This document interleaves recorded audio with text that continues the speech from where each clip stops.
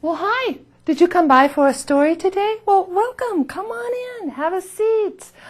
I'm here for Newport Public Library story time with you today, and we can only do this because of the Lincoln County School District there and their production facility and their fabulous student crew who does the filming. And I thought that it was time to share a story from right here in Lincoln County. Now, this story that I'm going to share today, it first came into my family in the early 1950s. There was a district forest ranger down at the Newport station who loved to tell this story when all of our families were camping, and he'd tell it around the campfire. And one of my brothers, he learned that story. And some years ago, when that brother and I were sitting around the campfire, he shared it with me. And this is the story of the Sidehill Wampuses of the Alsea River. Now, the Alsea River country, it's got some big, tall hills and not a lot of flat spots. Most of it is up or down. And in those hills, there's some creatures still that if you're out driving at night and your lights catch some eyeballs there beside the road and one of the eyeballs is higher than the other, that's a Sidehill Wampus. And I'll tell you how they got there. It was a long time ago, well over 100 years ago, because one of the people that did it was Tom Hockaman. Tom Hockaman was still alive in 1975. Over 100 years old he was then. So this was a long time ago when Tom was just a young buck. And Tom and his brother Richard and his brother Harold, they came over here to the Alsea country because they'd grown up in the flatlands, and there was a whole bunch of those Hockaman boys, and there wasn't enough land to go around, so they needed some fresh start. And when the Alsea River Valley was open to settlement, they came on over it, and they were going to raise them some cows over here.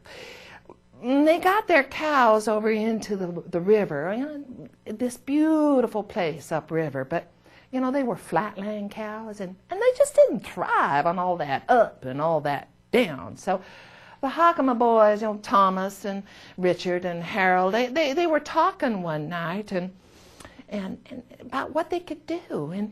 And Dick said, now you guys know, you remember our cousin William lives down in Texas? Well, yeah, they remembered him. And Dick reminded them that William had developed a special breed of cows that did especially well in very hilly country. So the boys, they all pooled what little cash they had, and they made the long trip from the Alsea River all the way down to Pecos, Texas. And that's where they met up with their cousin William, or you might know him as Pecos Bill. And they were out on Pecos Bill's ranch, and he had some of those Sidehill Wampus cattle. Now, they were a special breed because, some of them, they had short legs on the right side and regular legs on the left, and others of them had short legs on the left side and regular legs on the right. And that was so that they could graze on the hills and they would still be solid and they wouldn't fall down.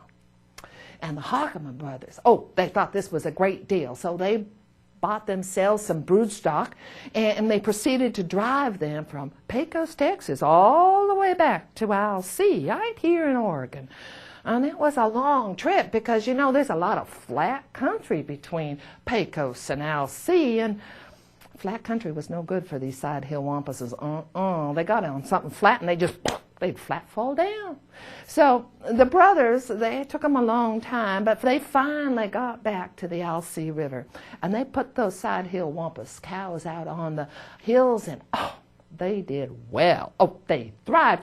Some years they would have 5 or 6 calves each, and they had one old cow. She would have at least a dozen calves every single year. So it was no time at all that the property they had up there on the river was well populated with Sidehill Wampus cows, and it was time to take them to market.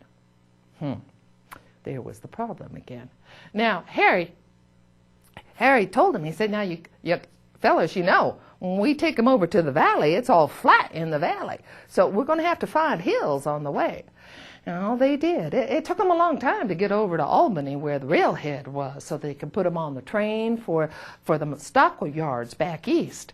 But they finally got them over there to the stockyards, and they looked inside the rail car, and another problem because, you know, the floor of a rail car is like flat. Well, that wasn't going to stop the Hockema brothers. No, they built a nice little shelf all the way around the sides of the rail car so that when the cows were standing in it, they could put the short legs on the shelf and then the regular legs on the floor.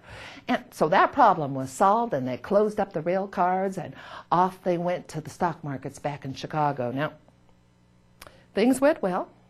Stock traveled well. But when they got to Chicago and they opened up the doors, oh, you ever been to Chicago? Flat, flat, flat. There's nothing around there. So when those cows got out of the rail cars, pop, boom, down they fell. And the buyers, they looked at those cows that were laying on the ground, and poor Hockema brothers, they got bottom dollar for their stock. In fact, they barely had enough money to ride the train back out to Oregon and Albany, which they did. And they made their way back to the ranch on the Alsea River, and that was it. They were through raising cows. They went to cutting trees and being loggers, which, why, there's still Hockemas who log up that river to this very day. And there's still a few of those special Sidehill Wampus cows that live up there, and they kind of spread in the 100+ years since the Hockema brothers became loggers on the Alsea River. And even here, anywhere in these Coast Range mountains, you're driving at night and your car comes around a corner and lights catch a pair of eyes, and one of them's up here and one of them's down there, then you know what you've seen. You've seen one of those Sidehill Wampuses.